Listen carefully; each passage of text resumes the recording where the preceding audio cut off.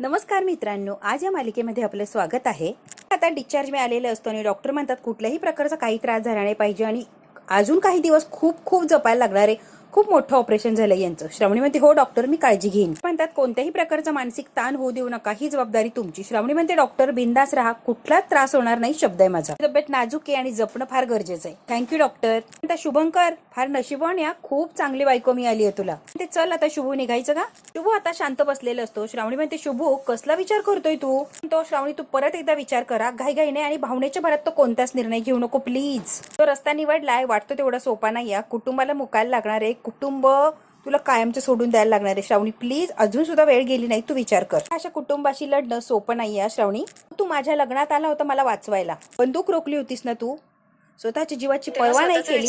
माझा जीव जेव्हा वाचवला, एवढ्या मोठ्या संकटातून मला बाहेर काढलं, तेव्हा स्वतःच्या जीवाची पर्वा केली नाही. आता तुझी एवढी अशी बिकट अवस्था असताना मी तुला सोडून जाणं शक्य आहे का? नाही शुभू, आता माझी पाळी आणि मी तुला जपणार आहे. स्वतःचा विचार केला नाही तर मी का करू रे? आता माझी पाळी आणि मी तुला जपणार आहे. मी तुला सोडून कुठेच जाणार नाहीये. तुझी काळजी घेणार म्हणजे घेणार. हे शुभूच्या हातात आपल्या हातात घेतलेलं असतो. केलास ना, मग का रे मला सांगतोय विचार कर विचार कर? श्रावणी, पुढची वाट फार बिकट आहे. पुढचा विचार कुणी केलाय रे? आत्ताच बघू की. संकट येतील, आपण दोघांनी एकत्र खंबीरपणे उभा राहायचं आणि त्या संकटाला सामोरं जायचं. ही झालं तरी मागे हटायचं नाही म्हणजे नाही. एक दिवस सगळ्यांना सत्य काय हे नक्की कळणार म्हणजे कळणार. श्रावणीला घट्ट अशी मिठी मारलेली असते. श्रावणीने सुद्धा शुभूला प्रेमाने असं जवळ घेतलेलं असतं. फार छान वाटतं शुभूला. शुभूचं अर्ध दुखणं तर श्रावणी त्याच्या जवळ आली आहे म्हणूनच निघून गेलेलं असते की त्याची श्रावणी फायनली त्याला मिळाली आहे. मी म्हणते शुभू चल आता घरी जायचंय आपल्याला. मी आता शुभूला हात देते आणि उठ असं म्हणते. शुभू म्हणतो हात नको देऊ. शुभू स्वतःच्या हिमतीवर उभा राहतो आणि म्हणतो जोपर्यंत श्रावणी माझ्या बरोबर आहे कोणत्याच आधाराची गरज नाहीये. कळलं का श्रावणी? ती गोड हसते आणि शुभूकडे बघत असते. स्वतःच्या पावलावर नक्कीच चालू शकतोय. हात घेतलेला असतो आणि दोघे आता चाललेले असतात. आता विश्वम साहेबांच्या घरी फार अवघड परिस्थिती आहे. साहेबांना अटॅक आलेला असतो. आता डॉक्टर वगैरे बोलवलेले असतात, साहेबांना तपासत असतात, पण घरच्या लोकांना सगळ्यांना टेन्शन आलेलं असतं की साहेबांना हे काय झालंय. श्रावणीने धोका दिला किंवा श्रावणी नाही होऊन पडली, हा धोका साहेबांना सहन झालेला नसतो आणि साहेबांना लगेच त्रास झालेला असतो. आता पृथ्वीने लगेच डॉक्टर वगैरे बोलवलेले असतात आणि डॉक्टर आता साहेबांना चेक करत असतात. अलकनंदा नाटकं करायला लागलेली असते. काय झालं माझ्या भावाला? अचानक कसा चक्कर येऊन पडला? त्याला का त्रास झाला? डॉक्टर सांगा ना, त्याला काय झालंय?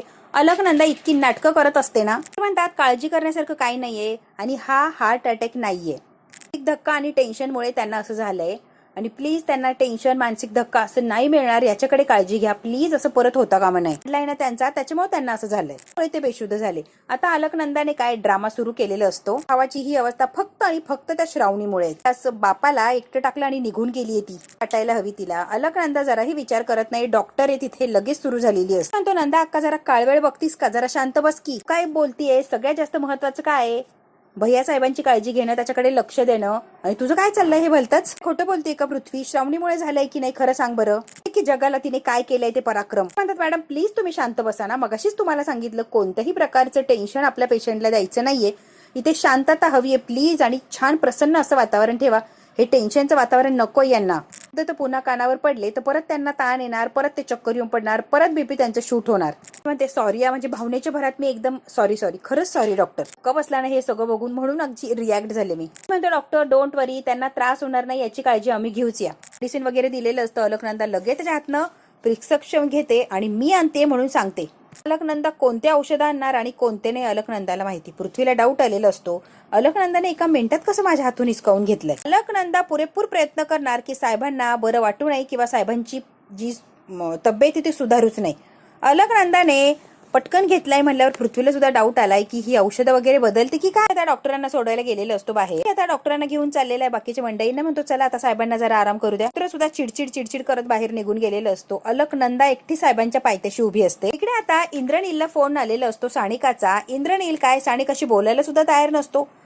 स्वीटी जेवढं सांगणार तेवढंच हा इंद्रनील करत असतो. आणि आता सानिकाचा फोन आला, याला म्हटल्यावर टेन्शन येणारच. काय म्हणणं आहे? का वागतोय रे असं माझ्याशी?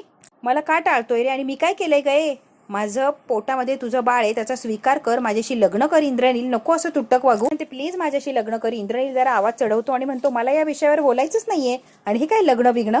प्रेम, आपले स्वप्न, जे काही स्वप्न रंगवली होती एका झटक्यात विसरलं का इंद्रनील? तू माझ्यावर प्रेम करायचं होता, मी तुझ्यावर प्रेम करत नव्हते आणि तूच मला प्रेम करायला भाग पाडलं इंद्रनील. आणि आता एवढं सगळं झाल्यावर माघार घेतोयस, जराही काही वाटत नाहीये तुला? आता सानिका बोलत असते आणि त्याला कन्व्हिन्स करण्याचा प्रयत्न करत असते. सानिका म्हणते इंद्रनीलला असं दगडासारखा का वागतोय रे, तुला मन भावना काहीच राहिल्या नाहीयेत. इंद्रनील म्हणतो सानिका तुला अट माहिती नाही का, काय अट घातलीये माझ्या बहिणीनं. जोपर्यंत तुझा भाऊ माझ्या बहिणीशी लग्न करत नाही तोपर्यंत मी तुझ्याशी लग्न करणार नाही म्हणजे नाही. नीट लक्षात ठेवा, तू डिस्टर्ब करू नका, मलाही महत्वाची कामं असतात. सारखं सारखं हे फोन करून टॉर्चर करू नको. जर परत फोन लावला तर याद राखा सानिका. नील मागचा पुढचा काहीच विचार करत नाही आणि रागाने फोन कट केलेला असतो. इकडे मात्र सानिकाची खूप वाईट अवस्था असते. हॅलो हॅलो करत असते पण इंद्रनीलने काय फोन कधीच बंद केलेलं असतं. नील ऐकून तरी घे. तोपर्यंत इंद्रनील फोन बंद करून नॉर्मल झालेला असतो. आता काय रुद्रचा वेगळाच तमाशा. तो रूम मध्ये आलेला असतो. घरातल्या ज्या वस्तू असतात त्या फेकझोक करतो, तोडफोड करतो. घरात जे छान असं व्यवस्थित काही ठेवलेलं असतं त्या सगळ्या वस्तू फेकून देतो. राग व्यक्त करायचा असतो, चिडचिड होत असते त्याला. कुठेतरी तो राग संताप बाहेर काढायचा म्हणून तो रूम मधल्या वस्तूंची फेकझोक करत असतो. हा रुद्र काय करावा आणि काय नाही त्याला कळत नसतं. कारण श्रावणी हातातून गेलीये म्हणजे साहेबांची प्रॉपर्टी हातातून जाणार. एवढा खटाटोप एवढा चांगुलपणा जो केलाय त्याचा काही एक उपयोग होणार नाही. बरोबर ओळखलेलं असतं रुद्रने, म्हणूनच अगदी पस्तावा येत असतो आणि अगदी वेड्यापिसा झालेला असतो. मात्र रुद्रने पूर्ण ती रूमची अवस्था विचित्र करून टाकलेली असते. एक सर्वंट आलेला असतो. तो बघतो तो काय सगळी रूम उथल इकडे तिकडे सगळं सामान टाकलेलं असतं. तो बघतच राहिलेला असतो. हे सामान थरथर कापत पाणी घेऊन आलेलं असतं रुद्रसाठी. ही अवस्था बघून रुद्र अवतार बघून तो अगदी थरथर कापायला लागलेलं असतं. हे असं म्हणतो आणि रुद्र पटकन माघारी येतो. त्याच्या हातातला पाण्याचा ग्लास रुद्रच्या पायावर सांडतो. इतका आरडाओरडा करतो. हे काय केलंस? माफ करा साहेब, हे चुकून झालं. माफ करा साहेब, हे चुकून झालं. शूजवर पाणी सांडलं, अक्कल आहे का तुला? त्याने गळ्यातला रुमाल काढलेला असतो आणि इंद्रनीलचा बूट स्वतःच्या रुमालाने पुसत असतो. रुद्रचा बूट स्वतःच्या पायाने पुसत असतो. तो रुद्रच्या पायावर पाणी सांडलेलं असतो. तो बिचारा इतका घाबरतो, पटकन बाजूला जातो, पाण्याचा ग्लास खाली ठेवतो, गळ्यातलं उपरणं काढतो आणि रुद्रचा पाय जो असतो तो स्वतःच्या रुमालाने पुसायला लागलेला असतो. रुद्र म्हणताय तुझी लायकी आहे का माझ्या पायावर पाणी सांडायची आणि आता तोंड वर करून पाय पुसायला आलाय, लाज वाटत नाही? त्याचं असं गचंड पकडलेलं असतं रुद्राने. रुद्राला जो राग आलेला असतो तो कुठेतरी कुणावर तरी काढायचा असतो आणि याने बरोबर याला संधी दिलेली असते. फक्त शूजवर पाणी सांडलंय म्हणून रुद्राने असा तमाशा घातलेला असतो. दाखवतोच म्हणून इतका तुडवलेला असतो, इतका मारत असतो त्याला. बिचाराचा काहीही दोष नसतो. त्या तोंडाने ते शूज त्याला पुसायला लावलेले असतात. त्याची मान पकडतो, शूज वर पकडतो आणि म्हणतो पूस आता, तोंडाने पूस, तोंडाने, रुमालाने नाही, तुझी लायकी नाहीये. आणि इतका विचित्र वागलेला असतो की बस घास माझ्या शूज वर नाक घास. चूक केली आहे ना तर नाक घासायलाच पाहिजे. चूक केली आहे म्हणजे शिक्षा भोगायला लागणार. रुद्र इतका विचित्र वागत असतो आणि कसं वागायचं ना दाखवतो की तुला, तुझी अक्कल जागेवर आणतो. नोकर आहेत ना, फार शेफारत चाललाय तुम्ही. रुद्राच्या शूज वर पाणी सांडतो, जराही लाज नाहीये. घास नाक घास नाक घास. साहेब सॉरी, साहेब माफ करा, साहेब माफ करा.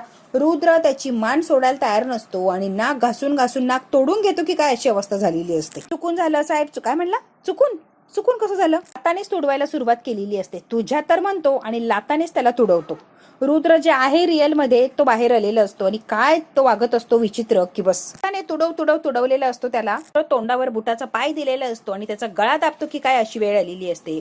तो रडून त्याचं ओरडायचं बंद झालेलं असतं, इतकं त्याला मारलेलं असतं. आता शेवटी त्याचा आवाज बंद करायचा म्हणून डायरेक्ट बुटाचा पायच दिलेला असतो तोंडावर. त्याला काही दयामाया नसते किंवा त्याला काही कळतच नसतो. तो म्हणत असतो साहेब माफ करा, साहेब माफ करा, पण ह्याला काही कळतच नसतं. अलकनंदा आलेली असते वेळेवर आणि अलकनंदा बघते हा काय तमाशा चाललाय रुद्रचा. अलकनंदा रुद्राला थांबवते आणि त्याला म्हणते इथून लगेच निघ. तो बिचारा इतका घाबरलेला असतो, त्याला पळून जायचं सुद्धा सुचत नसतं.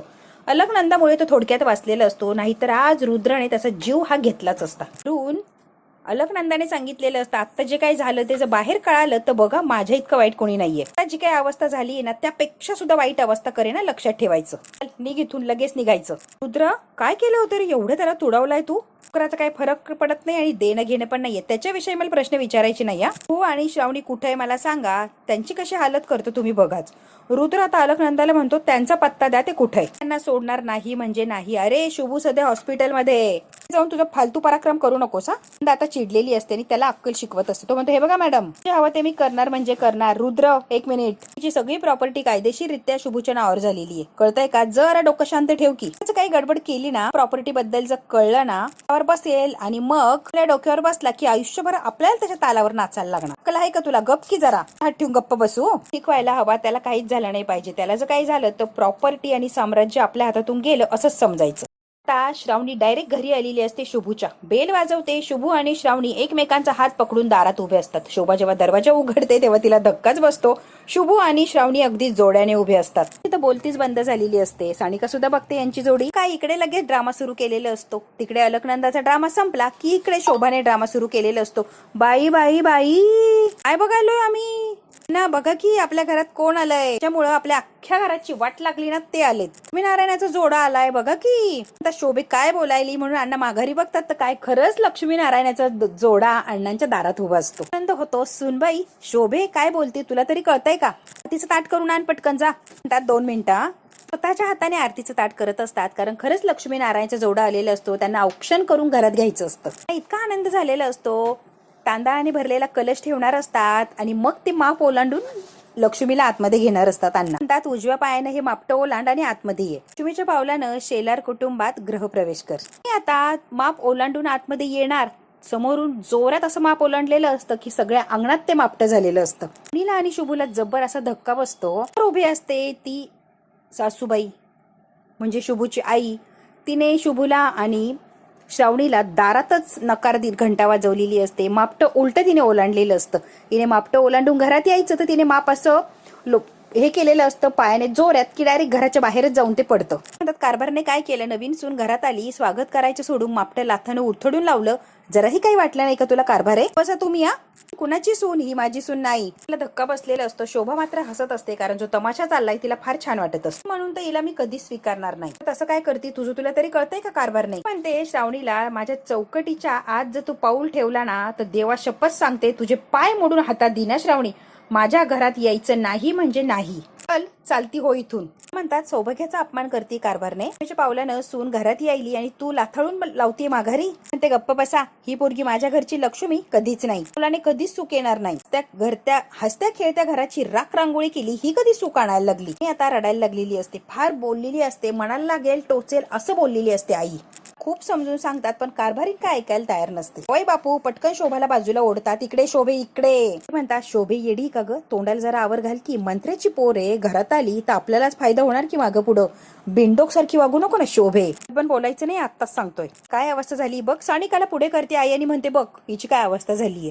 लोक आम्हाला बाहेर तोंड सुद्धा काढू देत नाहीये. नको नको ते बोलतात. ते काळं फासायलीत लोक. खूप चिडलेली असते आणि हे सगळं कुणामुळं? फक्त आणि फक्त या पोरीमुळं, तुझ्यामुळं आणि या श्रावणीमुळं लोक आमच्या तोंडाला काळं फासताय. आणि श्रावणी आई एवढा तमाशा घालत असते. एकाही शब्दाने बोललेले नसतात.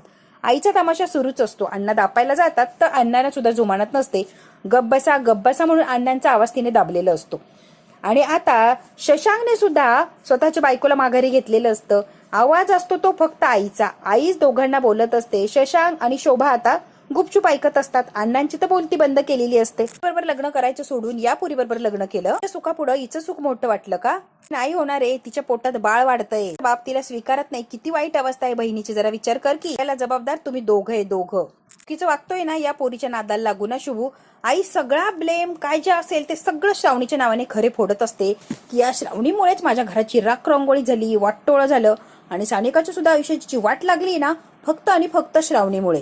इतका त्रास देत असते. इतकं नको नको त्या श्रावणीला बोलत असते. जणू काही जी सानिकाची अवस्था आहे ना त्याला जबाबदार श्रावणीचे. अशी बोलत असते की सगळं तुझ्यामुळेच होतंय श्रावणी. एखादा अर्धा शब्द बोलेल त्याला सुद्धा परमिशन नसते. आई कुणाचं काहीच ऐकून घेत नसते. फक्त आईनेच तमाशा चालू केलेला असतो आणि हे दोघं बिचारे फक्त ऐकत उभे राहिलेले असतात. श्रावणी सुद्धा काही सांगण्याचा बोलण्याचा प्रयत्न करते पण आई एक शब्द सुद्धा तोंडातून फुटूच देत नसते. तो आई तसं काही नाहीये, तू चुकीचा गैरसमज करते. श्रावणी म्हणते सानिका एकदा माझं ऐकून घेते का? आता सानिकाला सुद्धा आवाज चढलेला असतो. वा श्रावणी मला तुझं अजिबात ऐकून घ्यायचं नाहीये. मैत्रीण असून पाठीत खंजीर खूप असला ना त्यामुळे मला तुझ्याशी काही बोलायचंच नाहीये श्रावणी. तीच नव्हतं हे सगळं बासाबास नाटकं करू नको. खोटं बोलायचं नाही. शोभाला मात्र या सगळ्या तमाशामुळे फार एन्जॉय करत असते. ती चौघामध्ये पोरीची आबरूपारी इशीला टांगली आणि लग्न करून येत आहे होय माझ्या घरात. आयुष्य उद्ध्वस्त झालंय फक्त आणि फक्त तुझ्यामुळे श्रावणी.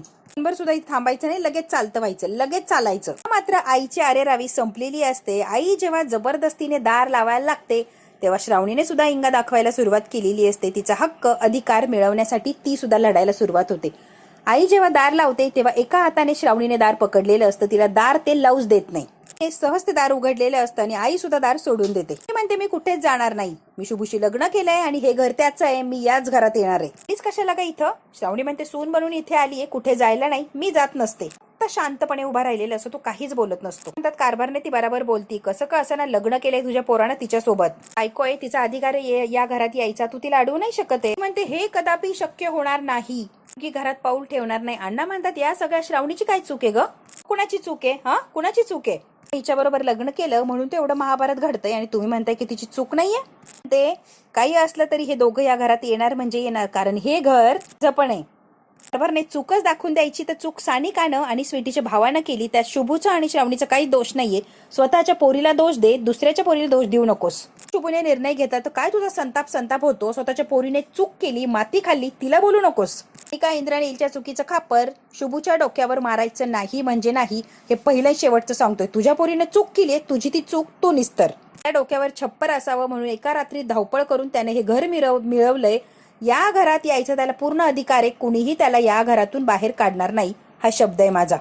त्यात दोघं या घरात येणार म्हणजे येणारच. ते शुभूने तुझ्यावर लग्न केलंय ना, मग शुभूला घ्यायचं आणि तुझ्या बाप्पाला सांगायचं की घर जावई आणलाय आणि त्या राजमहालामध्ये राहा आणि तिथे संसार कर. घरात मी येऊ देणार नाही म्हणजे नाही, घर सोडून कुठेच जाऊ शकत नाहीये. माझं सासर आणि हेच माझं घर, मी इथून कुठे हलत नसते. तुझ्याकडे कुठलाच पर्याय राहिला नाही, त्यामुळे तुला इथं राहायलाच लागणार. बाप्पासाठी जिवंतपणे मेलीये, बरोबर ना ग. त्या घरची दारं बंद झालीये, खाली आधार शोधायला. माहितीये की काय बोलतेस तुझं, तुला तरी कळतंय काय. पुण्या जरा विचार करून बोल. सुद्धा आई म्हणत असते की निघा, प्लीज आपण आज जाऊन बोलायचं का, तब्येत बरी नाहीये, त्याला आरामाची गरज आहे, प्लीज प्लीज आज त्याला बसू द्या खाली. शुभू ग, आणि कोणाचं नाव सांगते शुभू, त्याला ओळखत नाही, पण ओळखत नाही मी. रडकुंडीला आलेले असतात. कारभारने बास गप्प बस करणार नाही म्हणजे नाही, आईने चांगलाच तमाशा लावलेला असतो. पण जाऊ द्या, पण इथे यायचं नाही, तरी जाऊ द्या, रस्त्यावरती भीक मागत फिरू द्या, मला फरक पडत नाही. लगेच निघायचं. श्रावणी म्हणते मी नाही जाऊ शकत, तुम्ही कितीही आकलून दिलं तरी मी कुठेच जाऊ शकत नाहीये. माझं संसार, माझं सासर, सुख दुःख, माझी माणसं, माझं घर, सगळं हेच आहे, मला बाकी कोणीच नातं नाहीये. ते श्रावणीच्या बोलायला बोलू नको आई, नंबरची चंट पोरगी ती आपल्या शुभूला कसं फसवलं. बाचं तोंड बंद केलेलं असतं तिच्या नवऱ्याने, तिचा हात दाबतो शशांक आणि गप्प बस असं सांगतो. सांगितलंय गप्प बस की शोभे बिरा, गप्प बिरा. ते शोभे तू जरा शांतच बस. तू घरात घ्यायला तयार आहे, यांना मी मापटं आणतो. आई म्हणते थांबा, मिळेल पण माझ्या अटी आहे, त्या अटी मान्य केल्या तरच ती घरात येऊ शकते. तिला सून बनायचंय ना. श्रावणीचा हात घेते आणि शुभूच्या डोक्यावर ठेवते. शपथ घे आणि माझ्या अटी मान्य आहे म्हणून मला सांग. आता अटी सांगितलेल्या नसतात, आधी शपथ घ्यायला लावते आणि मग अटी सांगणार असते. माझी सून बन आणि ये की घरात, आधी अटी तर मान्य कर. परीक्षा घ्यायची आहे, परीक्षा देणं हिला जमणार असेल तरच हिने आतमध्ये यावं. अण्णा म्हणतात काय लावलंय कारभारने. सुद्धा शुभूच्या डोक्यावर हात ठेवलेला असतो. तुमच्या अटी बोला. सुद्धा खंबीरपणे उभी राहिलेली असते. आता जे येईल संकट त्याला सामोरं जाण्यासाठी. ती म्हणते तुमच्या अटी काय सांगा, मी मान्य करते तुमच्या अटी. बघू आता आई काय काय अटी सांगणार आणि श्रावणीला आणि शुभूला कसा संसार करता येणार या घरात. सगळे जर दुश्मन असले तर श्रावणी आणि शुभू या घरात कसे राहणार आणि कसा संसार होणार, हे जर बघायचं असेल तर बघायला लागणार आपल्याला पुढचा भाग. हा भाग इथेच संपतो. व्हिडिओ आवडल्यास लाईक शेअर सबस्क्राईब नक्की करा. धन्यवाद मित्रांनो.